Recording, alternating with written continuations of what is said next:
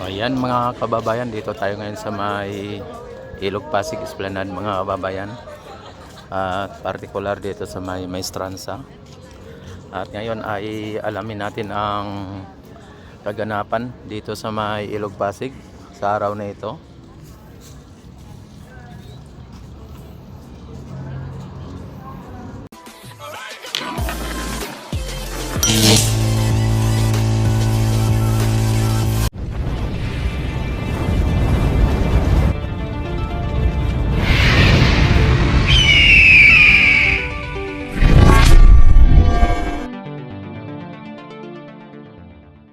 Ito po yung ang nagpapatunay na ito ay project po ng ating First Lady Lisa Marcos.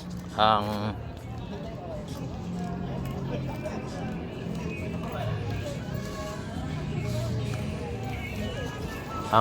Ilog Pasig Esplanade mga bayan, at ang ganda ng dito ng sunset mga bayan, no?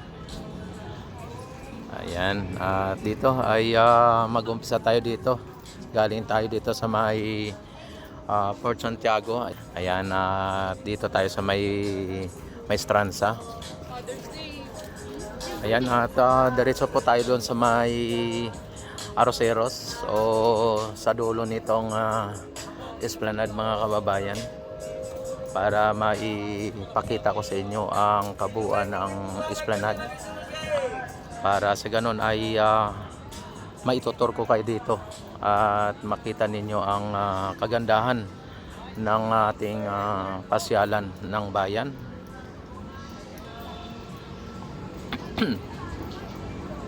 ang Esplanade mga bayan ay simula dito sa Port Santiago at papunta doon sa may Arroceros.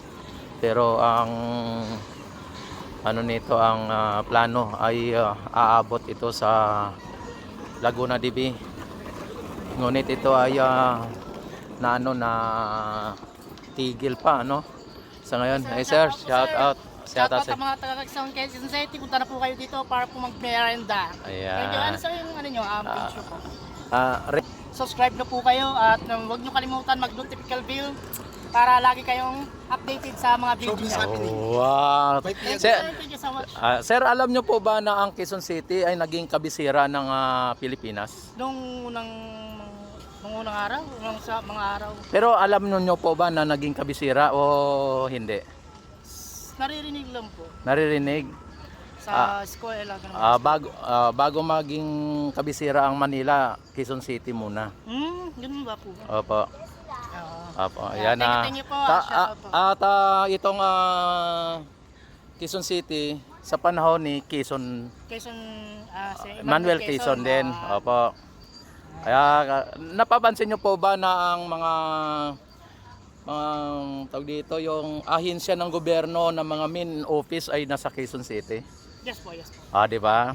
Kasi nga naging lahat ng nasa mismong central ng Quezon City. Opo. Ang tanong, bakit nasa Maynila ngayon ang kabisera o yung capital city? Hindi ko lang sure, pero dahil baka sa kanilang lang. Dahil po ang Malacanang ay nasa Manila. Opo. Ganun po ba? Kaya yun, at binalik po ni Ferdinand Edrali Marcos nung siya ay naging presidente, at naging capital city ang Manila. Pero bago yan ay Quezon City muna. Now you know, sir. Yes. Alam mo po ba ang di ba ang Quezon City ay pinangalan sa kay Manuel Quezon? Yes po. Ngayon, ano po ang province ni Manuel Quezon? Quezon Province? Hindi. Quezon Province. Ito, sa'yo. Nasa nasa history yun eh. Philippine history. Oo. Ano nga? Ang totoo talaga, Quezon nga. Yan, ang sa kanya, Quezon Province. Totoo, tama yon sa kanya. Kaya pinangalan din sa kanya na Quezon Province kasi yun talagang province niya. Tapos ito, pinangalan sa kanya kasi ito ang naging city dahil po sa kanya, no? Tapos siya ang nagiging ama ng wika. Tama, tama.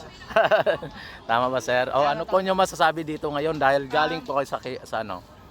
So, sa ngayon, sa ganitong itsura ngayon, ang malaking pinagbago ngayon sa ganitong itsura. Kasi dati, ano lang to dati.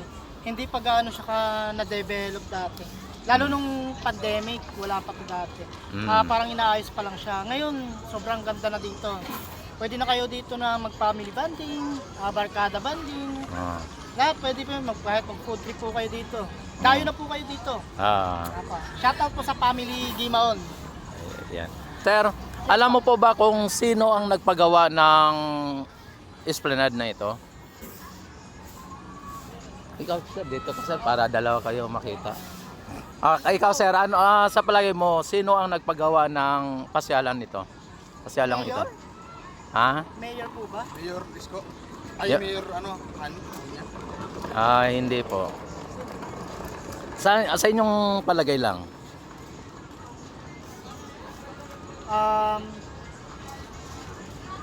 Si Mayor ang sa palagay nyo? Sa palagay ko nga, Mayor. Si Mayor Isko? Pero- Sakot na ba ito ng Manila? Di ba Manila to? Kanina po, Don Smith. Oo nga. Manila. Ayan po. Bridge yun, Ayan o. Intramuros Jones Bridge po yan. Ito, sir, ang nagpapagawa po nito ay ang ating First Lady Lisa Marcos. At kung gusto nyo pong mapapatunayan po, mayroon pong placards doon, no, yung parang plaque doon. Basahin nyo lang po doon para sabihin nyo, baka sabihin nyo, ang vlogger na yon mukhang fake news. Di ba? Pero yun po ang nagpapatunay. Ito po ang esplanade kasi talaga sa totoo lang.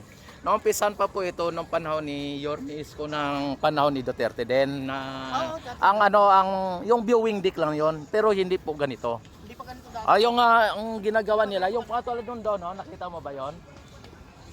Yan. Nakita mo ba yon yung ano na yon?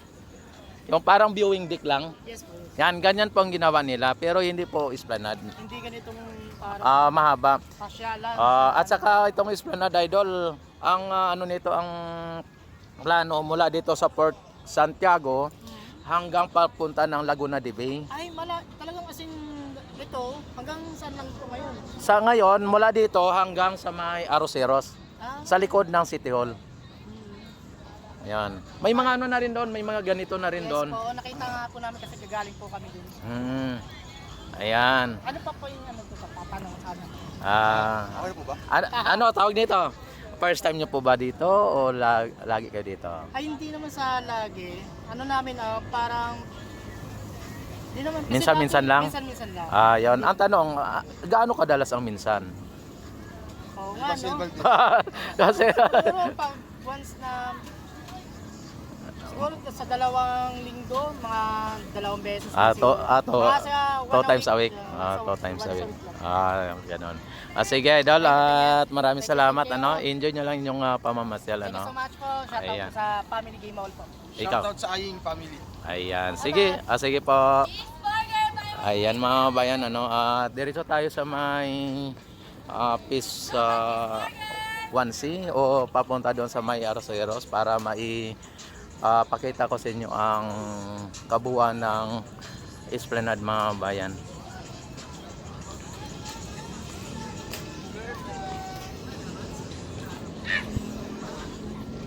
Yan, maaga pa ay may mga namamasyal na o marami ng mga turista na pumupunta dito.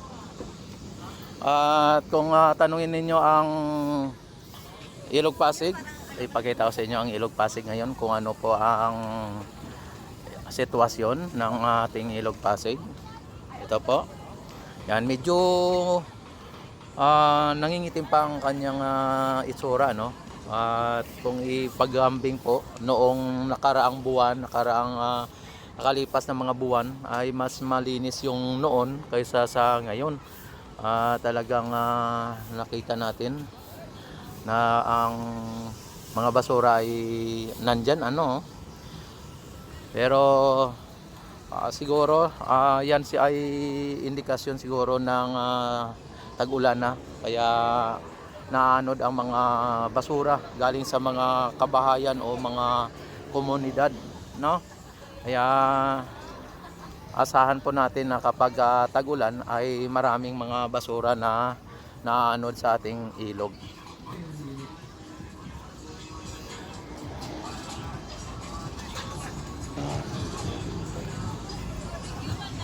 Ayan, ang kiosk dito mga bayan ay bukas na.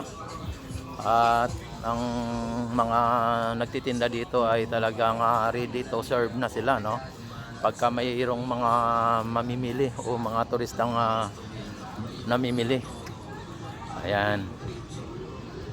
Don't forget like and subscribe my YouTube channel at i-click na rin po ang notification bell at i-select nyo na rin po ang all para ma-notify agad ko iting ako'y mag-live, mag-upload ng mga videos. At dito pa lang tayo sa wala pa kalagitnaan mga kababayan, ano?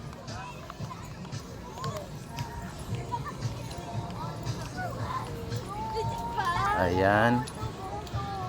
Masaya lang dito mga kababayan ang mga namamasyal, kaya sa mga hindi pa po nakapasyal dito, ano pang inyong inihintay? At pumunta na po kayo dito para i-experience ang pamamasyal dito sa may Esplanade mga bayan. Para kayo na rin ang magkwento, no? At hindi na po kayo makwentuhan ng iba, no? Yan, dito ang Plaza Mexico mga kababayan ay inayos na rin po dito, no? Itong inyo nakikita ay talagang clean and green. Hi ma'am, shout out kayo dyan.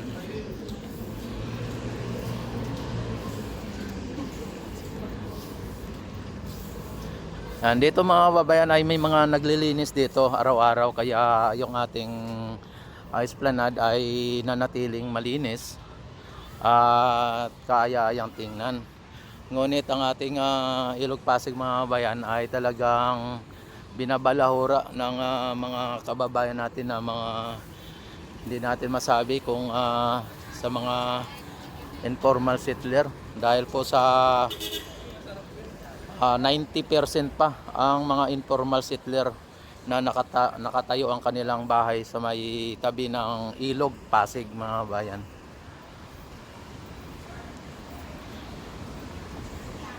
Sir, good afternoon. Hi. Shoutout muna kayo dyan para ay shoutout nyo yung mga kamag-anak, mga kaibigan, mga Shoutout sa boyfriend ko. Oy, saan ba ang boyfriend mo ngayon? Sa bahay lang. Sa bahay lang, hindi mo sinama dito? Wala eh, nagbabantay ng ano eh. Ah, Bata. nagbabantay ng bata, bata ng Batang malaki. bata malaki. Ayan, grabe. Masayang pamamasyal dito. Ko yan. Mas masaya ang pamamasyal kapag kasama ang loved one. Oh. Pero dito, pwede ka maghanap dito ng love 2. Ay, gano'n? Opo, love 3, love 4 hanggang love 5, ano. Kung ang iyong loved one ay nasa ibang nasa malayo, di ba? Tama ba ako, ma'am, o tataman ako? Hindi ko alam eh. Sige po. Ayan. Ayan mga kabayan, ano. At ito, makita ninyo may ano dito. Ang tagbot. Doble yung ano, ang lapad ng o ang laki ng tagbot na ito mga kabayan, oh. Yon, Camiguin tree. Malaki. Ayan. Nandito ay pakita ko kayo dito sa ano na to, no? Ano ba? Dito ay diretso lang. Dito muna tayo.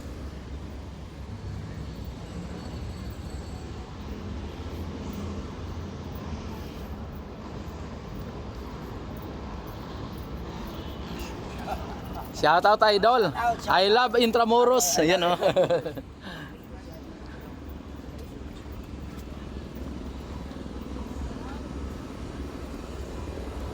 Hoy, shout out kayo dyan. Sa TikTok po, meron. Wala. Sige po, sa YouTube Yan. Sige po. Ayan, nasa mama niya.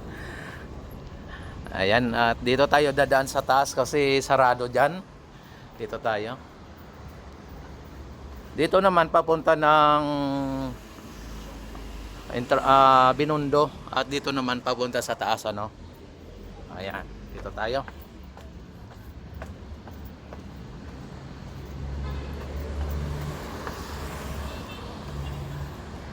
Ayan oh.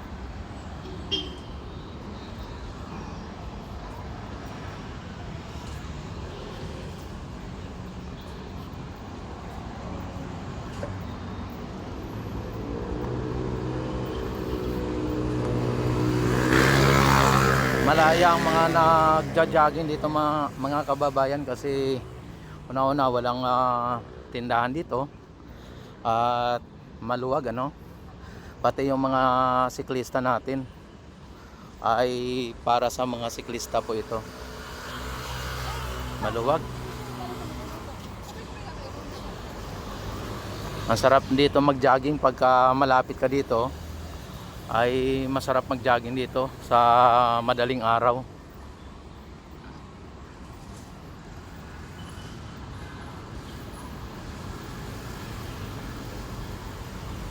Yan kadadaan na ano lang ng ng ferry boat.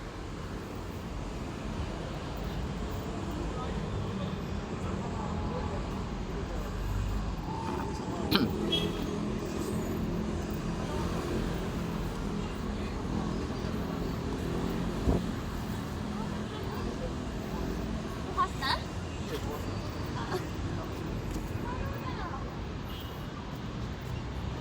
Ang ganda ni ate ah.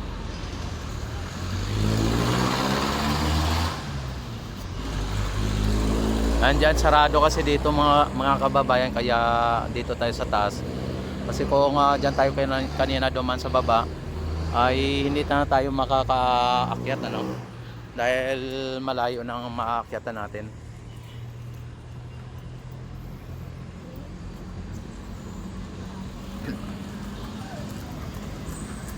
Tapos dito ang diretso ng mga siklista o mga bicycle ano. Tapos dito kung dito pwede kang naglalakad lang pwede dito kasi may hagdanan po yan dyan.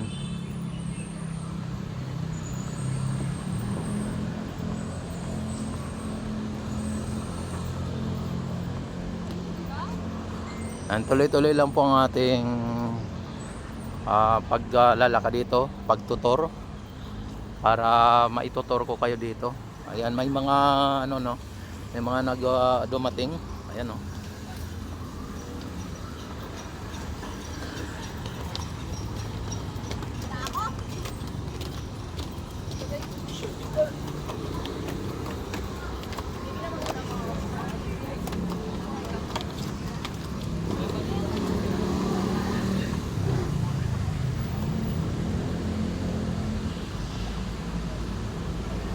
Dito kung ano.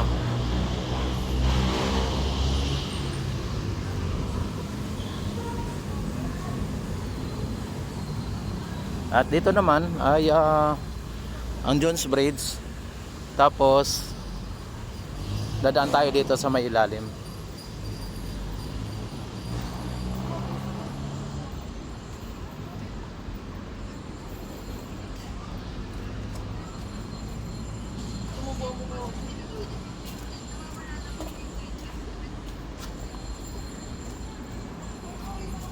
Yan, sa mga hindi pa po nakapunta dito sa may Esplanade mga kababayan at mapanood nyo po ang aking vlog, ang aking video ay tiyak na parang nakapunta na rin po kayo ng Esplanade mga kababayan. Sa ngayon medyo mataas ang tubig ano dito sa Ilog Pasig. Hindi katulad nung nakaraan na talagang kitang-kita na po dyan ang lupa. Talagang kitang-kita na rin ang mga basura. Sa ngayon, medyo nabawasan ang basura at medyo tumaas na rin ang tubig.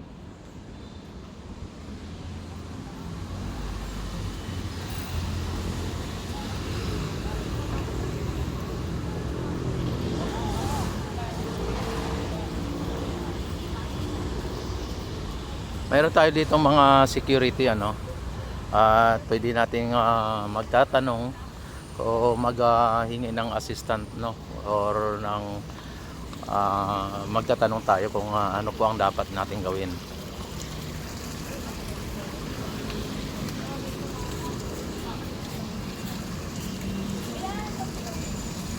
Ito po ang Phase 1B at ito ang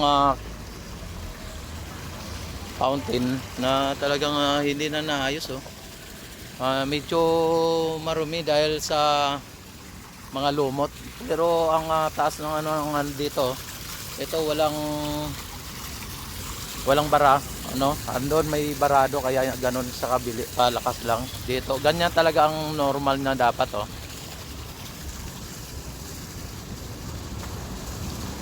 Ito ang Escolta Ferry Station mga kababayan tapos may ano diyan ng ano balangay ayan oh. Ayan. Hindi po yan diyan umalis ano. Diyan lang siya.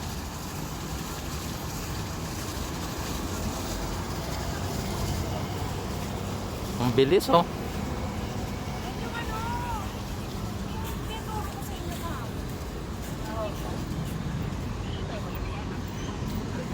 Ito naman ang post office, National Post Office. At ito ay ang alam ko nire-renovate ito.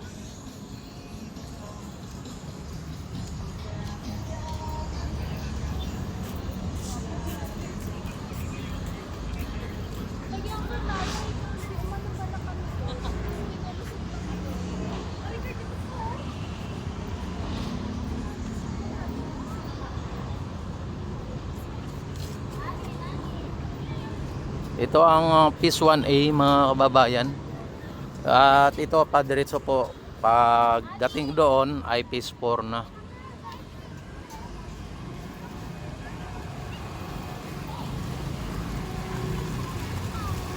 Dati ang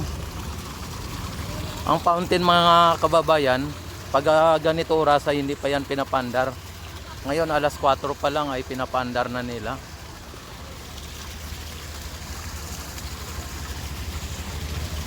Dito may mga tanim na mga kalatotsi ano. At dito ay hindi masyadong mainit dito. Lalo na pagka ganitong oras dahil po sa mga matataas na building katulad nito. Yan natatakpan po yung ano dito yung araw pagdating ng alas 4 hanggang paglubog ng araw.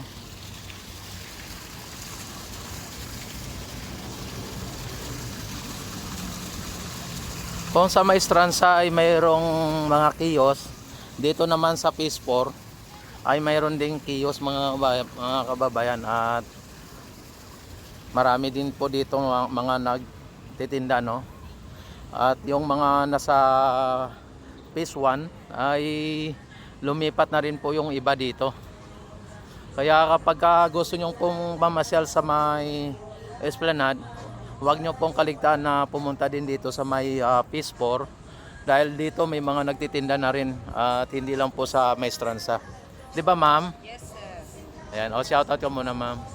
Shoutout po dyan sa mga KFG. Ay, ayan. Kain na po, dito na po tayo sa Esplanade. Ayan, ayan, sige po. Ayan, at dito makikita mo yung ano, yung train ano, LRT1. At yan po ay Santa Cruz na po yan. Yan ang yung mga building na ginagawa na yan no. Pero ito ay kahabaan po ito ng Escolta. Yan, Escolta. At ng Binondo ano.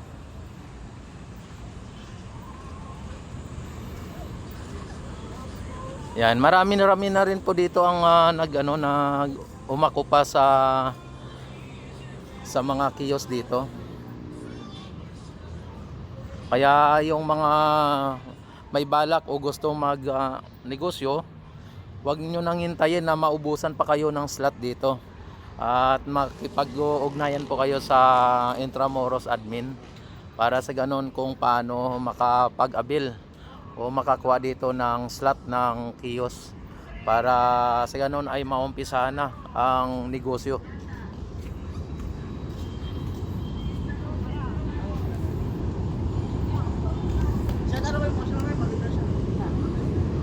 Umandar na po yung ano, yung nakailaw na po yung mga lampos dito. Ito naman ang MacArthur Bridge, mga kababayan. Ito ay linagyan po ng LED lights para sa advertising. Kaso ay ninakaw pa. Pinagnanakaw po ng mga hinayupak na mga magnanakaw, ano.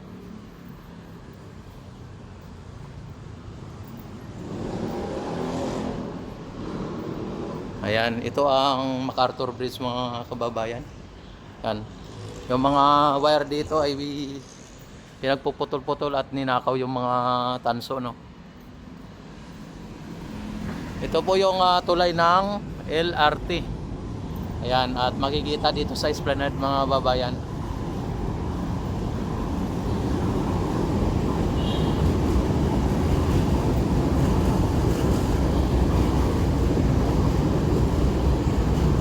Dito sa Loton area, mga babayan, ay ang plano dito sa may likod ng tarpaulin na yan ay ganito po yung plano. Yan o, yung MacArthur Plaza, no? Ayan po sa MacArthur, oh. Yan, ganyan dapat ang naka-ano dito. Nasa plano po.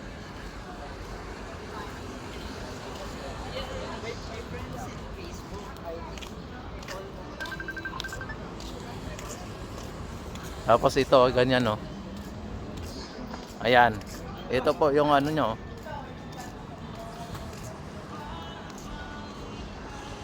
Ayan.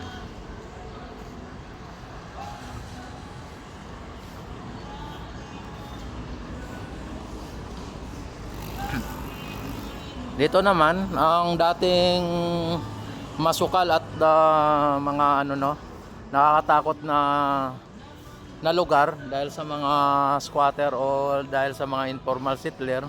Sa ngayon, ito na po ang kanyang itsura. Dating nakakatakot na masukal at notoryo sa mga hold-upper, ay ito na po ang kanyang itsura sa ngayon. Nag-transform sa pasyalan na talagang pang world class na pasyalan, mga kababayan.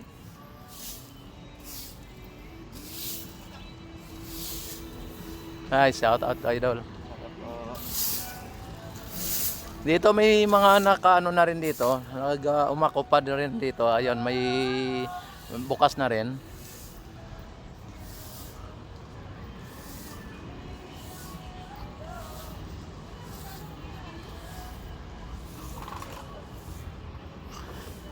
Dito na area, mga kababayan, ay talagang hindi mainit dito dahil po sa mga puno at na ano po tayo dito ng LRT at mga puno, ano.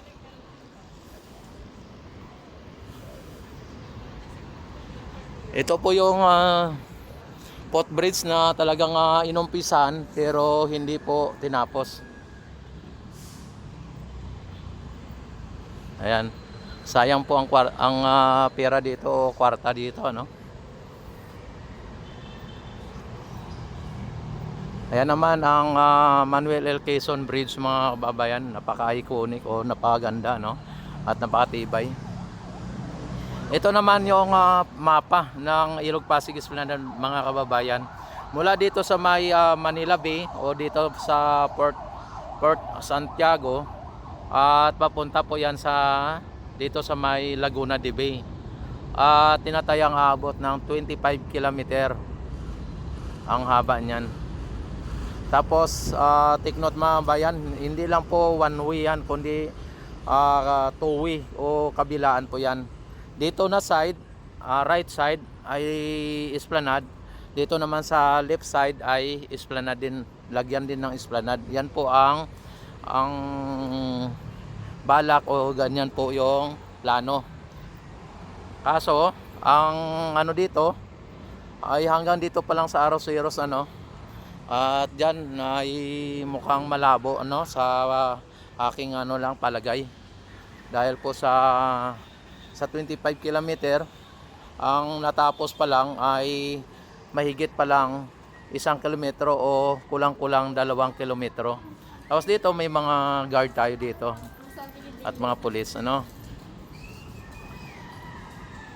Ang kahabaan po ng esplanade ay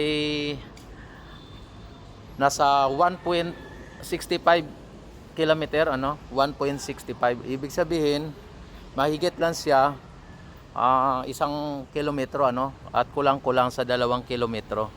Ito naman ang Arroceros Forest Park, ang nag-iisang forest sa loob ng syudad. At dito pa sa may syudad ng Maynila ano.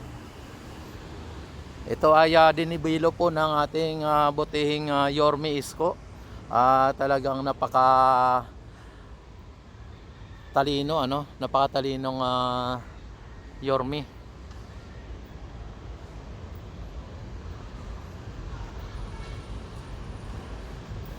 Ayan, ang Arroceros Forest Park mga kababayan ay talagang kapag nandyan ka sa loob ay talagang mapipil mo po yung nasa kagubatan ka. At parang nasa probinsya ka lang. Malamig. Tapos yung talagang napakadaming kahoy, ganon.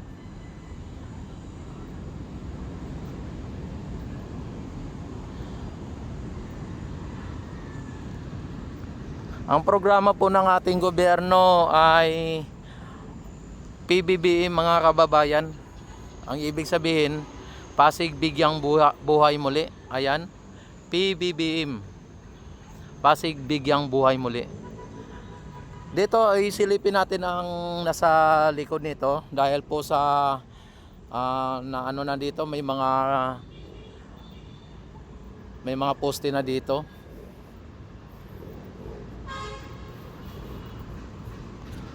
Ayan, kaso hindi po na ano no, hindi yan no. May mga pilote mga babayan diyan no. At ang dami na ng pilote diyan na naibaon. Ganyan po ka ano ka tibay ang pundasyon ng Ilog Pasig mga bayan ng esplanade pala, no?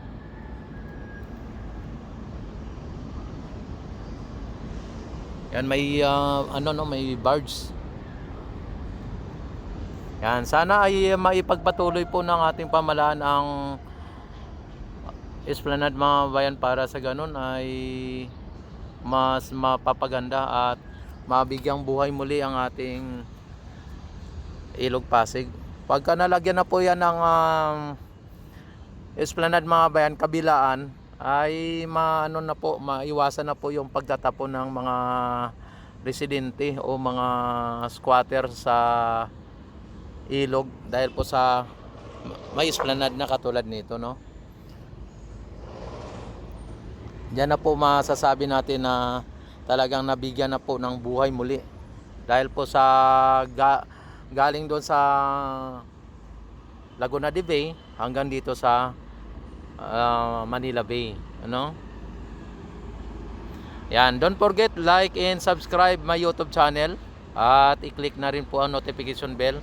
I-select na rin po ang all para ma-notify agad kayo tuwing ako'y mag-live, mag-upload ng mga videos. At maraming salamat sa inyong walang sawang pagsuporta at panonood ng aking YouTube channel. Ito si Rex TV Adventure nagsabing maraming salamat. And God bless po sa inyong lahat. Mabuhay ang Pilipinos, ang masulok ng mundo. Mabuhay po tayong lahat hanggat gusto natin. Mabuhay ang bagong Pilipinas.